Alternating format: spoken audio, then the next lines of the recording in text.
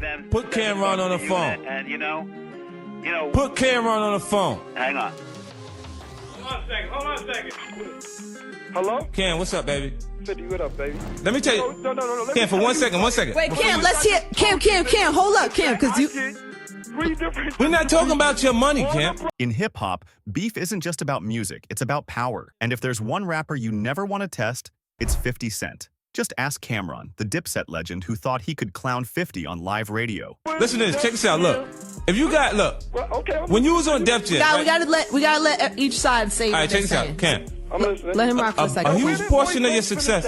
How much Lloyd Banks sold? Well, Lloyd Banks is at 300,000. Hey, he's on Amazing. Jim is at 300,000. Right. And that's great for Jimmy, but Jimmy's not. Listen, look. That's great for Jimmy. Like every time I talk about balling, you know what, Cam? If you want to do. Lloyd Banks is at 300,000. Jim Jones is at 300,000. Yeah. Jim Jones is on an independent. Yeah. Big mistake. This is the story of how Cameron found out just how dangerous 50 Cent really is. It all started back in 2007 on Hot 97. When 50 Cent was doing an interview with Angie Martinez, he was talking about Coke Records, calling it a graveyard for artists who couldn't make it on major labels. Just let him do that deal, homeboy. Exactly. So why would you let him do a deal at Concert Place that you think is the graveyard? It is the graveyard. So why would you let your man? The only one, you know what it is? Why would you let your buddy that you mess with? Because he asked for it. Like, I don't hold people against their will. See, Cam, let me tell you something. Look, let me tell you something about me. Listen. Wait. Here, let's do this. Wait, Cam. I don't know what everybody else gets. I'm sitting in No. Listen, let me tell you something. I was flipping on Koch. Let me explain something to you about Koch Records. They made 600. They signed they sold their company for $80 million to a company called Pro Entertainment. I know exactly what you're talking about. Go ahead. I'm letting the world know. They just sold portions of it in Canada. Cameron, who had business ties with Coke, wasn't about to let that slide. So what did he do? He called in live, interrupting 50 and mocking him nonstop. Cam kept screaming, "Curtis, Curtis," laughing and clowning 50 in front of millions of listeners. And I said, you know what? You can go if you want to do that. How much Mobb Deep sold this year? All right, y'all gotta. Curtis, how much did Mobb Deep sell this year? You're not going to be, you can ready to cause a whole different situation. Watch this. How much Let's not make it a different situation. He thinks that it's good. He thinks that it's good to go in the competition. I'm not going to stop competing. How much did the mob sell, Curtis? Let me tell you something.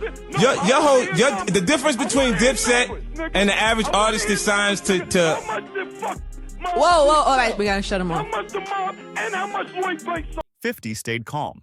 He didn't yell. He didn't lose his cool. But if there's one thing everyone should know, it's that 50 Cent never forgets. And just like that, the war began. Days later, 50 struck first, dropping a brutal diss track called Funeral Music. The message was clear. This wasn't just rap. This was destruction. The song wasn't just a diss. It was a warning. Cameron, let's talk. What's your relationship with Cam? Do you have one? Problems. We good. No problems. Yeah, I ain't had no issues. Won't say? Is he by himself? We gotta work out this phone situation because there's gonna be a lot of calls today. Yeah, Jimmy with him? Koch Records. Your relationship with Dipset is good? Yeah. Actually, Can you guys hear me? Who is that? This is Alan Grumblatt. I'm a general manager at Koch Records. yeah. Hi, Alan. Hey, how What's you up, doing? Alan? Hey, Angie, thanks for all your support and everything. You What know? about me, Alan? What's that? What about me? Hi. How you doing? Doing good.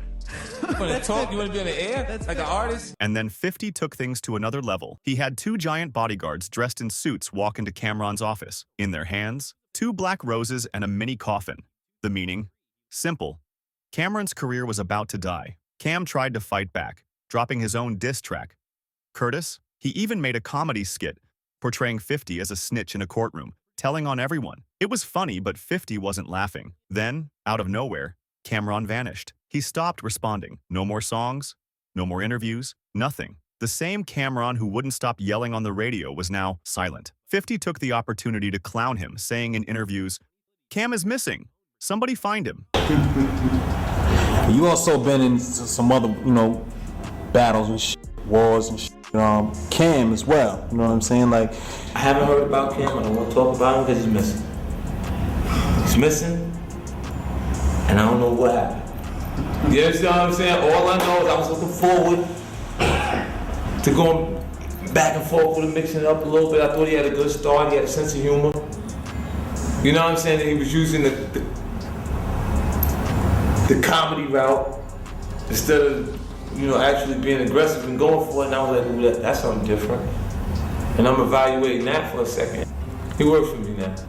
Gave me a title for my new album. And when Cam finally came back, it was too late. The damage was done. But 50 wasn't finished. In 2017, at a show in New York, 50 Cent did something no one saw coming. He brought out Jim Jones and Jules Santana, two of Cam'ron's closest Dipset members, to perform with him. That's right, Cam's own people were now standing next to his biggest enemy. And just like that, 50 won the war. Fast forward to 2025, and 50 and Cam'ron are cool again.